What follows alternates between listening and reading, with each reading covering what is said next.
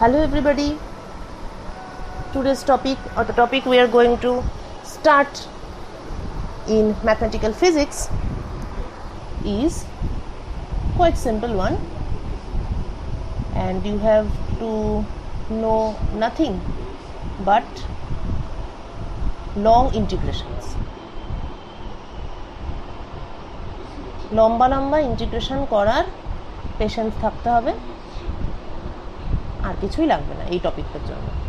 আচ্ছা, তো formally this is Fourier transform. Fourier transform, পুরো গল্পটা অ্যাকচুয়ালি কোথা থেকে শুরু হলো, বা আদৌ ফুরিয়ার ট্রান্সফর্ম মানে ট্রান্সফর্ম প্রথমতই কনসেপ্টটা কোথা থেকে এলো, আর ট্রান্সফর্ম নিয়ে আমরা এত কিছু ঘাঁটাঘাঁটি করবোই বা কেন। প্রথমে কনসেপ্ট কোথা থেকে এলো সেটাই আগে বলি। কনসেপ্টটা আসছে ফ্রম ফুরিয়ার সিরিজ, যেটা আমরা সকলেই জানি যে যদি একটা ফাংশন পিরিয়ডিক্যালি পিসওয়াইজ পিরিয়ডিক হয়, অর্থাৎ ডিরিচলেট কন্ডিশন স্যাটিসফাই করে, তাহলে সেটাকে মানে যে কোনো ফাংশনকেই, এমন যে কোনো ফাংশন যেটা ডিরিচলেট কন্ডিশন স্যাটিসফাই করবে, সেটাকে বিভিন্ন সাইন এবং কস ফাংশনের সুপারপোজিশন হিসেবে সবসময়ই লেখা যেতে পারে। তো FX having periodicity 2L in the interval minus L to plus L. So fx can be written as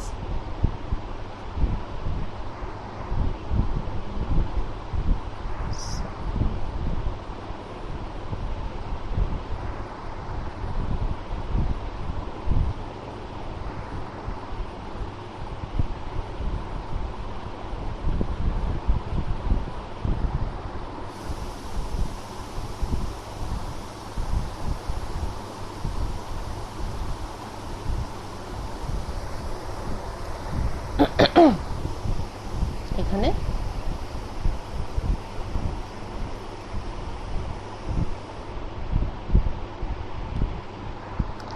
in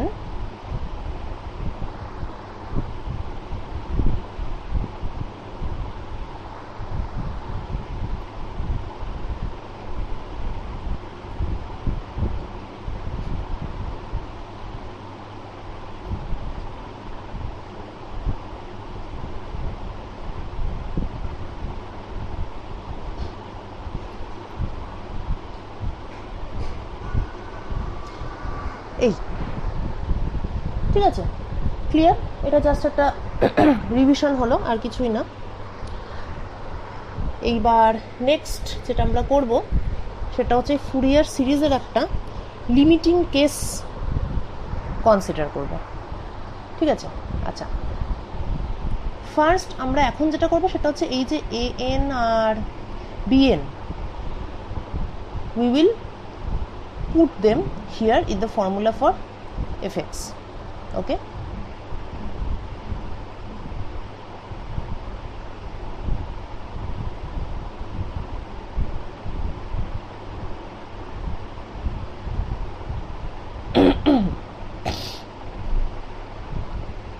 তাহলে যদি বসিয়ে দেওয়া হয় তাহলে ব্যাপারটা দাঁড়াবে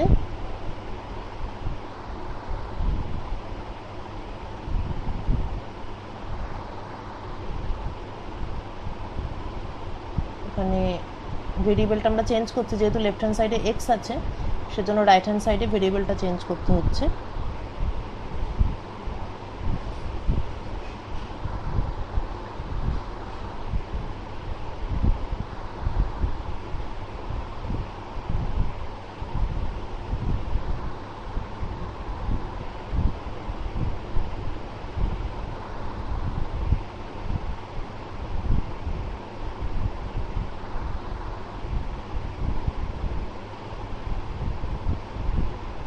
just A N B N আর এ জিরোতে বসিয়ে দিচ্ছি, আর কিছু না।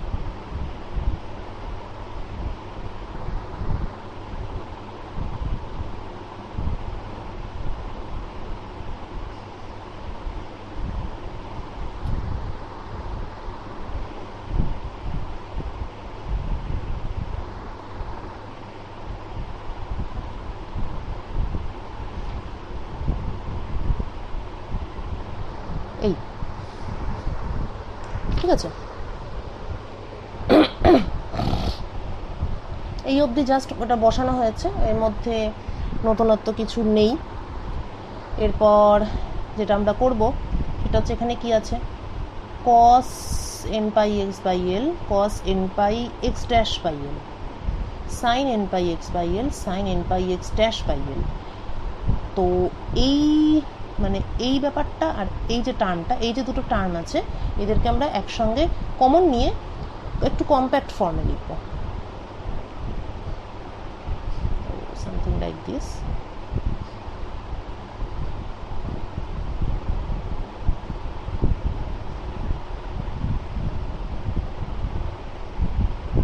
এটার পরের step,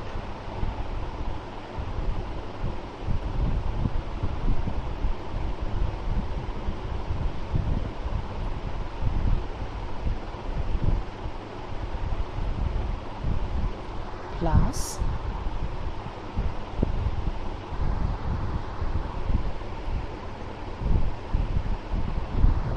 one to infinity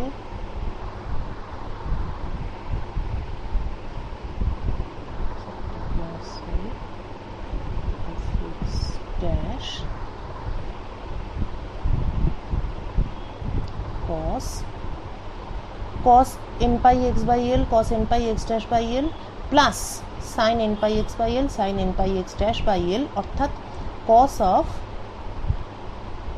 n pi x by l minus n pi x dash by l। Clear?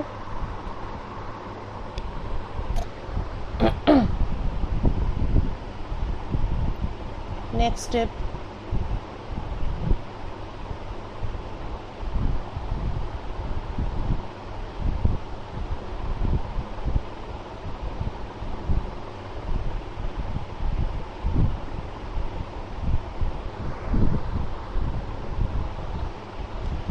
suppose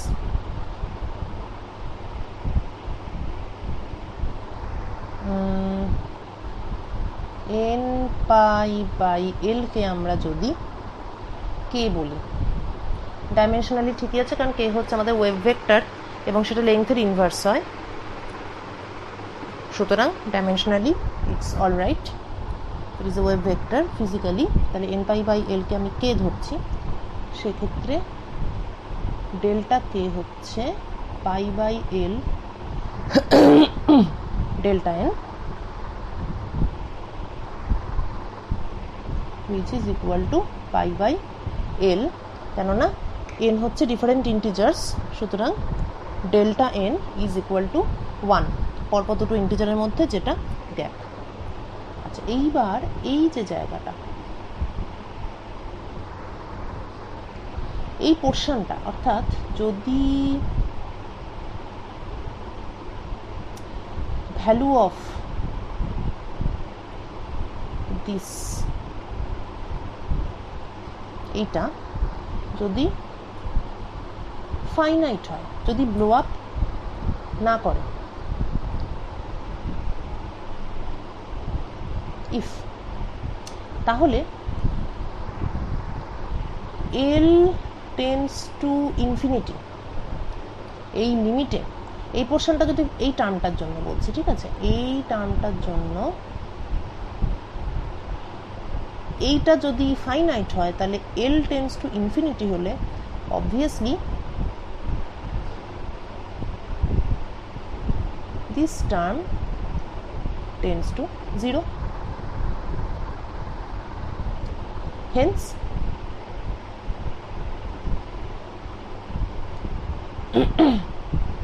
আমাদের fx is only this।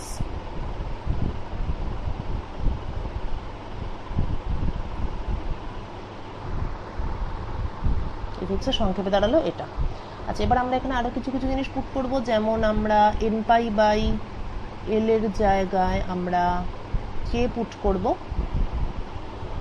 আর এই যে 1 by l আছে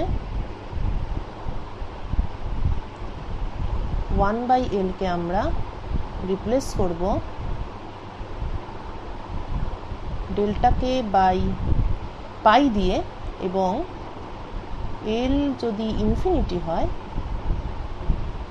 তাহলে delta K by pi tends to dk by pi. Clear? আর এই যে সামেশনটা, এটা কিসের উপর সামেশন? এটা হচ্ছে n ইকুয়াল টু 1 থেকে n ইকুয়াল টু ইনফিনিটি। তো যেহেতু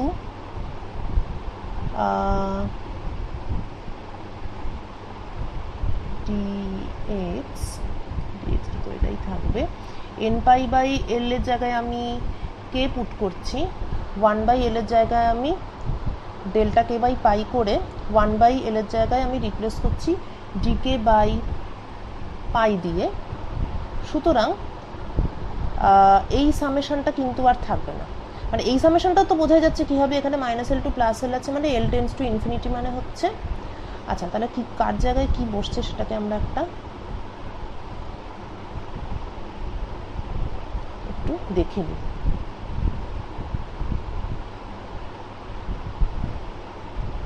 আচ্ছা, 1/l এর জায়গায় বসছে dk বাই পাই। এখানে পয়েন্টটা হচ্ছে l tends to infinity and so delta K tends to dk। এটা হচ্ছে আমাদের কেসটা, যেই কেসটা আমরা এখানে কনসিডার করছি। আচ্ছা, এই জিনিসটা ঘটার ফলে l টেন্ডস টু ইনফিনিটি হলে ডেল্টা কে হলো dk, তাহলে dk বাই পাই। এইবার কথা হলো, এই যেখানে সামেশনটা হচ্ছিল n এর উপর, তার মানে আমার কে এর অ্যালাউড ভ্যালুগুলো ছিল pi by l, 2π by l, 3π by l et cetera. এভাবেই সামগুলো হচ্ছিল, কিন্তু এখন কে এর ভ্যালুটা ডিসক্রিট নেই, যেহেতু এলটা ইনফিনিটি হয়ে গেছে, কে এর ভ্যালু আর ডিসক্রিট নেই, কে এখন হয়ে গেছে কন্টিনিউয়াস। সুতরাং এই যে সামেশনটা আছে এখানে, ডিসক্রিট ভ্যালু বলে সামেশন ছিল, এখন কন্টিনিউয়াস হয়ে গেছে, তাই এটা it will be replaced by integration, এবং ইন্টিগ্রেশনটা 1 থেকে ইনফিনিটি, এবং আমরা এখানে 0th টার্মটা অ্যাড করে দেবো, কারণ ইনফিনিটি অবধি যেহেতু এটা রান করছে, তাই 1 to infinity আর 0 to infinity। For our convenience we are replacing it by 0। আচ্ছা, তারপর আছে এইটা কি হবে, l ইনফিনিটি, তাই মাইনাস ইনফিনিটি থেকে প্লাস ইনফিনিটি হবে। আর n পাই বাই l, এটা তো আগেই বললাম যে n পাই বাই l এর জায়গায় আমরা কে বসাবো। দেয়ারফর তাহলে যেটা দাঁড়ালো, এফএক্সটা দাঁড়ালো, যার জায়গায় যেটা বসানো সেটা বসিয়ে দিই।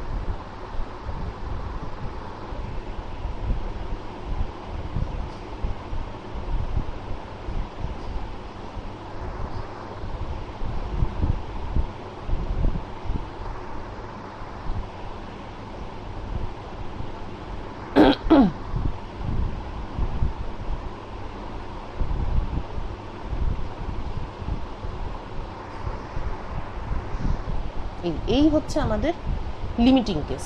এইবার আমাদের নেক্সট কাজ হচ্ছে এটাকে একটু একটু করে সিম্পলিফাই করা। প্রথমেই যেটা আমরা করব সেটা হচ্ছে যে এটাকে 1/2π করে, যেহেতু এটা ইভেন ফাংশন, এটাকে আমরা এই চেঞ্জটা করব, কে এর রেঞ্জটা মাইনাস ইনফিনিটি থেকে করে এটাকে 1/2π করব, বাকিটা একই।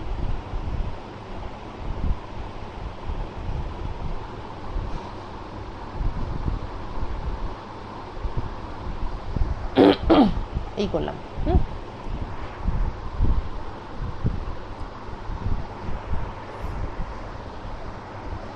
এই জিনিসটাকে বলে ফুরিয়ার ইন্টিগ্রাল।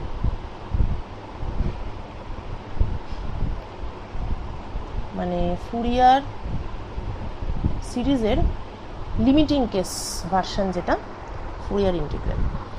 আচ্ছা, এবার একটা চালাকিটা কি, যেহেতু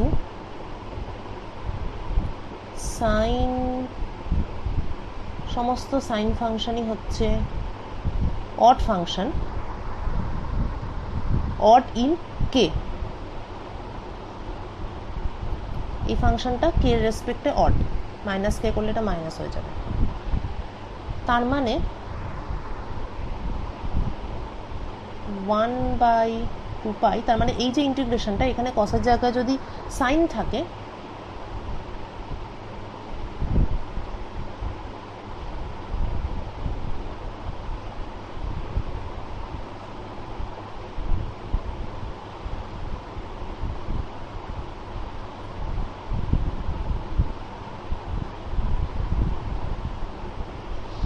কসের জায়গায় যদি সাইন থাকে, তাহলে যেহেতু এটা অড ইন কে, সুতরাং এইটা নিশ্চয়ই 0। তাহলে এফএক্স হচ্ছে এটা এবং এইটা হচ্ছে 0। তাহলে আমরা এটা আর এটাকে অ্যাড করব, এটার সঙ্গে আমরা এই জিনিসটাকে অ্যাড করব। অ্যাড করার আগে আমরা আই দিয়ে নিচেরটাকে মাল্টিপ্লাই করব। তাহলে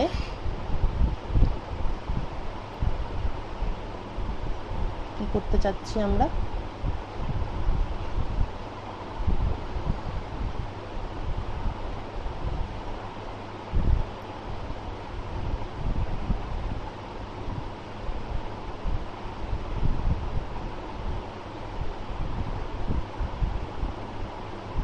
এটা একটা জিনিস, আর একটা জিনিস হচ্ছে এটা।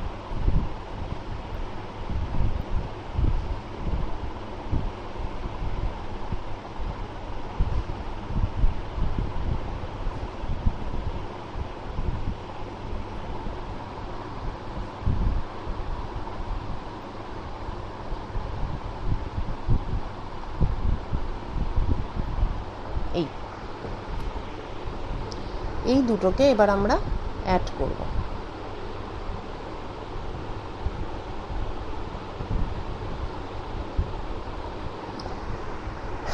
Adding both of them, we are getting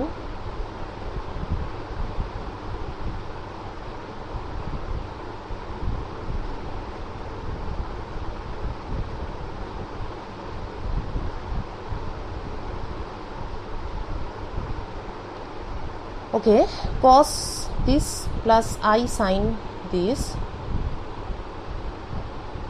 so it is e to the power I k x minus x dash dx. এটা and এটা,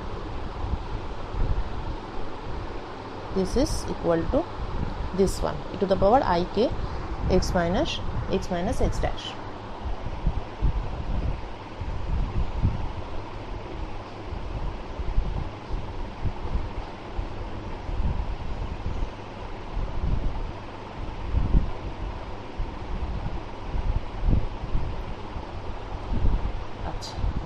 এরপর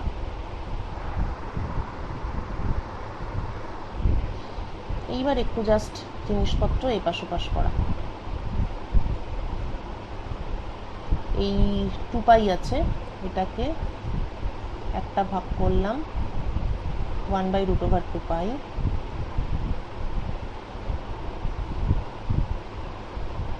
dk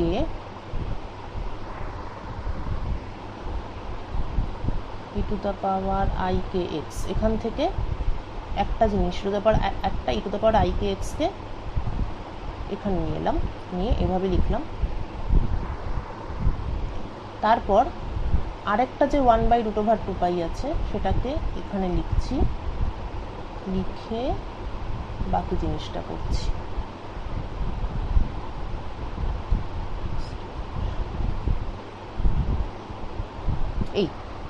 এরকম তো করাই যায়। আগে ইন্টিগ্রেশনটা পুরোটা করতে হবে, দিয়ে সেটা একটা কে এর ফাংশন হবে, কারণ এক্সট্রা সের উপর ইন্টিগ্রেশন আছে। It will be a function of K, this will be a function of K. এই জিকেটা রেসপেক্টে d K e to the power I K এক্সকে ইন্টিগ্রেট করতে হবে। তাহলে everything boils down to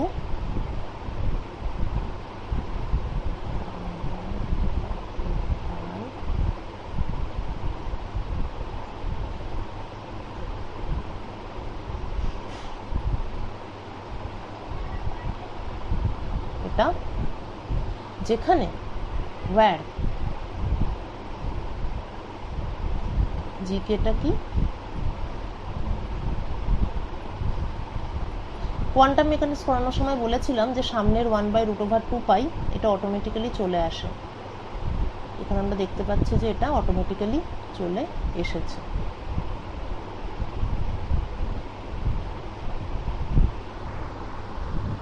ও এখানে এটা তো মিস করে গেছি।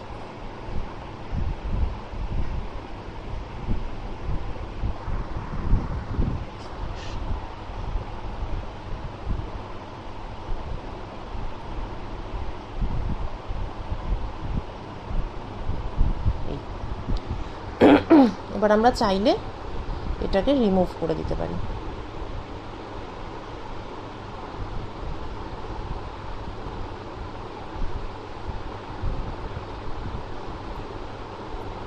এই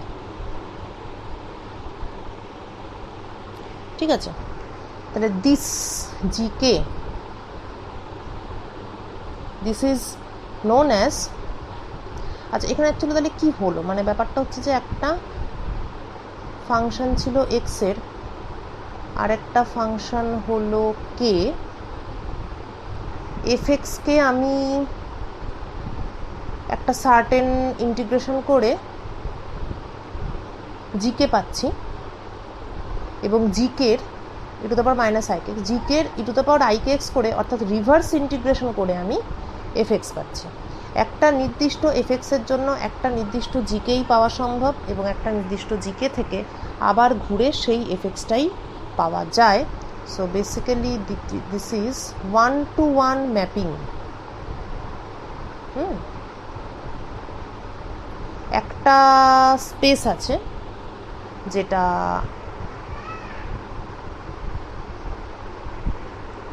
ওয়ান টু ওয়ান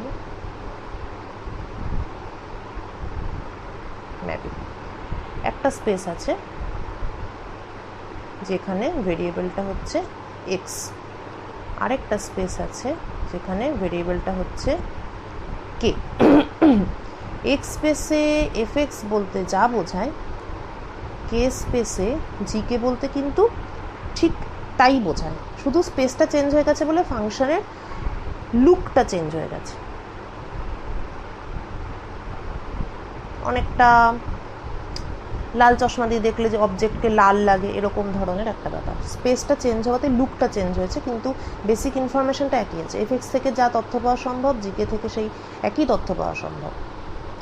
এই ধরনের জিনিসগুলোকেই বলে ম্যাপিং, এবং এটা 1-to-1 ম্যাপিং, কারণ এফ এক্স থেকে জিকেই পাওয়া যাবে, কখনোই জি1কে পাওয়া যাবে না, অন্য ধরনের কোনো ফাংশনই পাওয়া যাবে না। একটা পার্টিকুলার ফাংশনের জন্য, এক্স স্পেসের একটা পার্টিকুলার ফাংশনের জন্য কে স্পেসের একটাই পার্টিকুলার ফাংশন এক্সিস্ট করে। এই ট্রান্সফর্মকে বলে ফুরিয়ার ট্রান্সফর্ম। এই যে জিকে, জিকে ইজ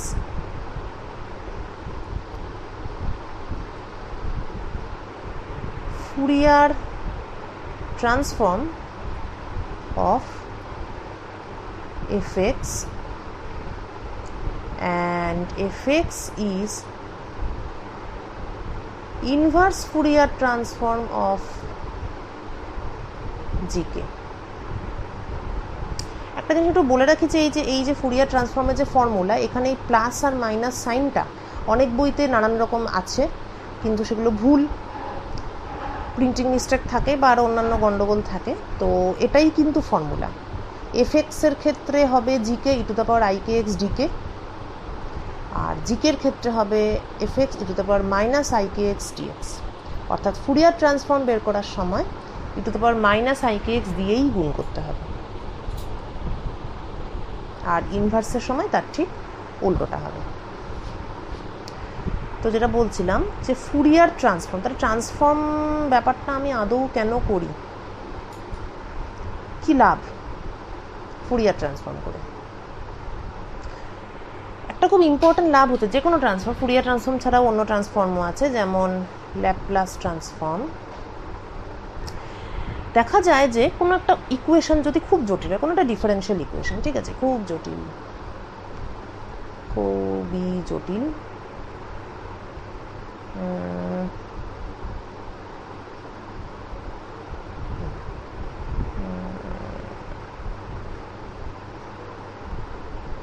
খুব জটিল বানাতে পারছি না আমি এটাকে, যাই হোক,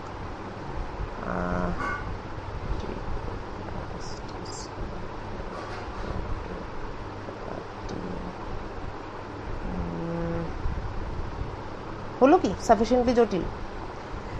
দেখা গেছে এটা কি টি স্পেসে আছে, তো এটার যদি আমি ফুরিয়ার ট্রান্সফর্ম করি, আচ্ছা একটু বলে রাখি যে জেনারেলি এক্স স্পেস থেকে কে স্পেসে ফুরিয়ার ট্রান্সফর্ম হয়, আর ওমেগা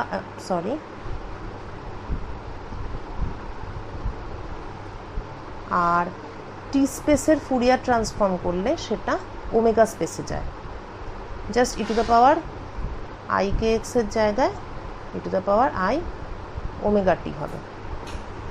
পজিশন স্পেসের ফুরিয়ার হচ্ছে মোমেন্টাম স্পেস, মোমেন্টাম, কেননা আমরা জানি কোয়ান্টাম মেকানিক্যালি এইচ কাট কে হচ্ছে মোমেন্টাম। তো পজিশন স্পেসের ফুরিয়ার কনজুগেট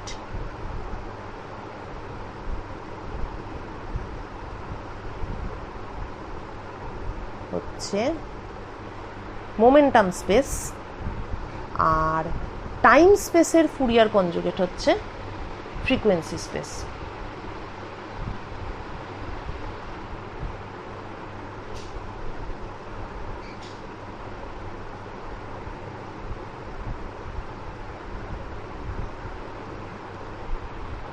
Position space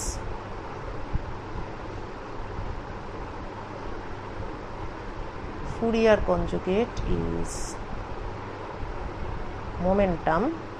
এটা খুবই অদ্ভুত রিলেশন এবং this is a mystery of nature actually. Time স্পেসের ফুরিয়ার কনজুগেট হচ্ছে ফ্রিকোয়েন্সি, বা যদি আরেকটু ফিজিক্যালি আন্ডারস্ট্যান্ডেবল কোয়ান্টিটি দিতে চাই আমি এখানে, তাহলে এনার্জি, কেননা energy is H cut omega quantum mechanically. They are Fourier conjugates. তাহলে ফুরিয়ার কনজুগেটস যে কেউ যে কারোর ফুরিয়ার কনজুগেটস কিন্তু হতে পারে না, যেহেতু E to the power I K X বা E to the power I omega T এইরকম জিনিসগুলোই পসিবল। কেন পসিবল? কেননা K X must be dimensionless. এক্সপোনেনশিয়ালের মাথায় কখনো ডাইমেনশন থাকে না। কে এক্সকে ডাইমেনশনলেস হতে হবে, ওমেগা টিকে ডাইমেনশনলেস হতে হবে। সুতরাং K and X are Fourier conjugates, omega and T are Fourier conjugates, so time and energy are Fourier conjugates, position and momentum are Fourier conjugates. mystery of nature এই জন্যই বললাম, কেননা যারা ফুরিয়ার কনজুগেট হয় তাদেরকে কখনোই একসঙ্গে ডিটারমাইন করা যায় না। Delta T delta E always has a lower limit, delta P delta x always has a lower limit. যারা ফুরিয়ার কনজুগেট হয় একে অন্যের, তাদের দুজনকে কখনোই একই সঙ্গে ইকুয়াল অ্যাকিউরেসিতে ডিটারমাইন করা যায় না। নেচার এই জোড়ায় জোড়ায় ভেরিয়েবলকে এমন একটা সম্পর্কে বেঁধে দিয়েছে যে তাদের সম্পর্কে আমরা একসঙ্গে কখনোই কারেক্ট ইনফরমেশন পাবো না মিন্স নেচারই, it is inbuilt in nature, হয় না। মানে হাইজেনবার্গের বক্তব্য হচ্ছে একসঙ্গে এই দুটো জিনিসই অ্যাকিউরেট হয় না, হাইজেনবার্গের বক্তব্য হচ্ছে একসঙ্গে দুটো জিনিসকেই অ্যাকিউরেটলি ডিটারমাইন করা যায় না। এইবার এটা বাস্তবেই এক্সিস্ট করে না নাকি এক্সিস্ট করে কিন্তু আমরা জানতে পারি না, সেইটা ম্যাটার অফ ডিবেট। কিন্তু this is the heart of Heisenberg's uncertainty principle, যে প্রকৃতির রহস্যই এটা, প্রকৃতির মধ্যেই জোড়ায় জোড়ায় কোনো কারণ নেই। টাইমের সঙ্গে পজিশনেরও এই রিলেশন হতে পারতো, কিন্তু সেটা হয়নি। সময়ের সাথে এনার্জির আর পজিশনের সাথে মোমেন্টামের এমন একটা অবিচ্ছেদ্য সম্পর্ক আছে যে দুটোকে একসঙ্গে জানা যাবে না, যে কোনো একটাকেই জানা যাবে। চাইলেই বিজ্ঞান সব কিছু জানতে পারে না। যাই হোক, এটা দুটো ফিলোসফিক্যাল সাইড হয়ে গেল। এবার প্র্যাকটিক্যাল সাইডটা বলি।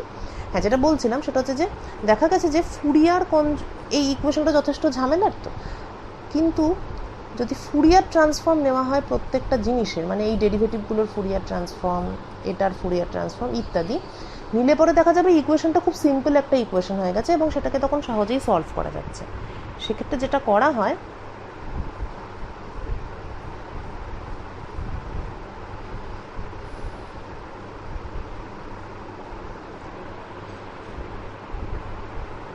original space equation in original space, Fourier transform equation in Fourier space হলো। এবার it is easy to solve and we get solution in Fourier space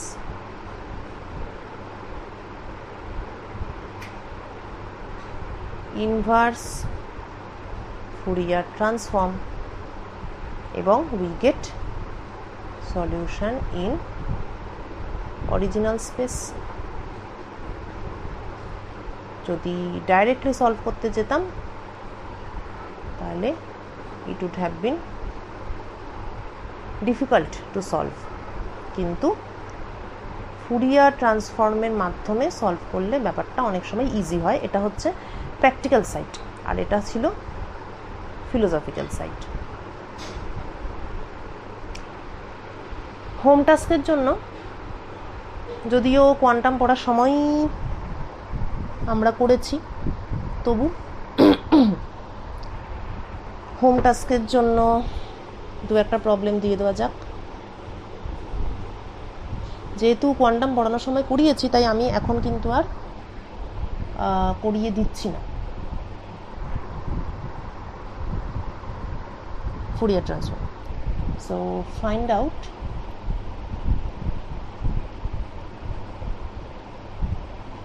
Fourier transform of e to the power minus alpha x square.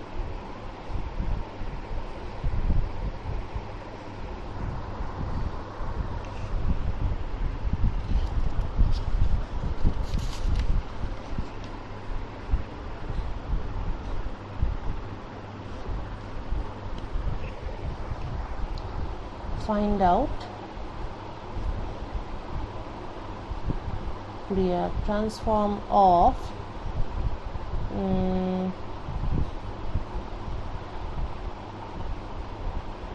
Dirac delta function.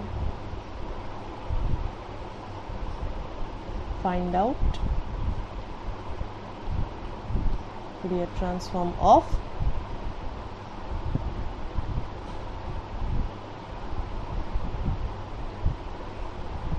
to the power IKX.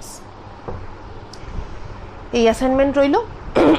But in our next video we will discuss the solutions and also we'll study different properties of Fourier transform.